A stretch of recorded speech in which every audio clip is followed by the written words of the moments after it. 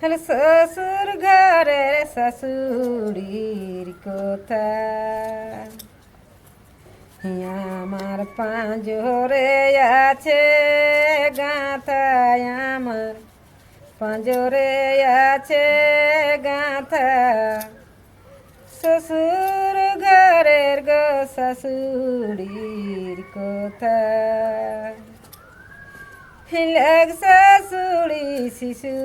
বয়েছে তোকে লাগবো গো শেষের কালে তোকে